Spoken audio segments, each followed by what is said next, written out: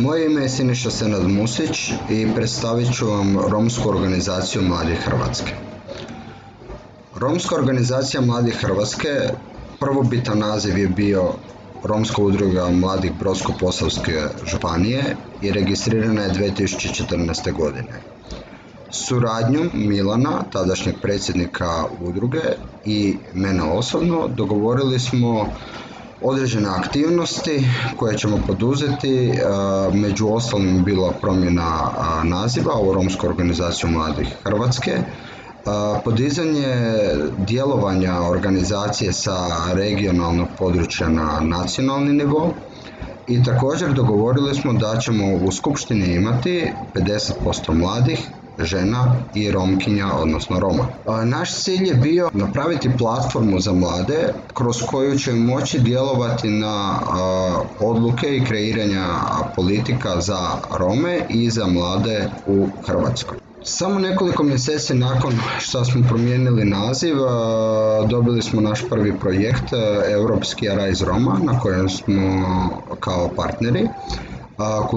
Zaklada Kultura Nova nas je podržala i također pobijedili smo na natječaju Reach for Change te osvojili nagradu novčanu od 180.000 kuna koju nam je dodijelio Tele2 Hrvatska za naše socijalno poduzeće Rom. Trenutno imamo 13 zaposlenika u 5 županija, imamo ured u Zagrebu i Slavonskom Brodu. Naša web stranica biti će puštena tokom ovog mjeseca, to je www.rom.hr.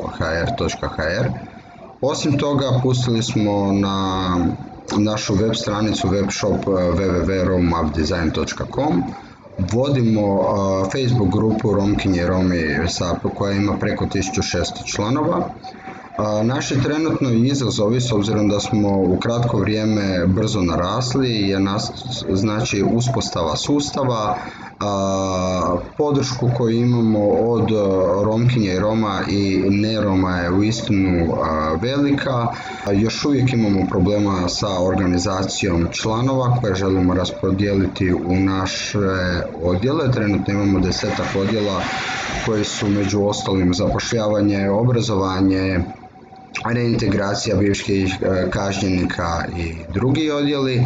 Također, cijeli taj proces zahtijeva veliku administraciju koja nam trenutno predstavlja problem. Naši ciljevi, planovi i izazovi. Znači, nama je cilj biti održiv, da imamo mogućnost pružiti i održavati platformu za mlade Romkinje i Rome. Suočeni smo sa manjkom ljudskih kapaciteta, sa financiranjem, što pretpostavljam da predstavlja problem mnogim udrugama. I ono što je možda specifično za romsko civilno društvo koje je usko povezano sa politikom je upravo način da ostaneš nepristran i neovisan. Sa politikom treba surađivati, ali smatramo da ne trebamo biti i podržavati niti jednu političku opciju. Da bi osigurali integraciju Roma, smatramo da su mlade Romkinje i Romi, pogotovo oni koji su obrazovani, upravo motor zajednice koja vuče romsku zajednicu ka inkluziji u većinsko društvo, a pritom zadržavajući svo ono bogatstvo koje čini romski narod specifičnom. Pa tako smatramo da trebamo sačuvati naš jezik, kulturu, nasljeđe. Smatramo da kroz treninge i radionice za mlade Rome možemo ojačati te mlade Rome i potaknuti ih na aktivno sudjelovanje, da preuzmu svoje uloge u društvu romskom, ali isto tako i većinskom društvu. Naše radionice, radionice koje su vezane u socijalno poduzeće, nisu samo u Hrvatskoj, nego smo imali radionice i van granica Lijepe naše. Želimo postati centar znanja kada pričamo o mladim Romkinjama, Romima, obrazovanju i zapošljavanju.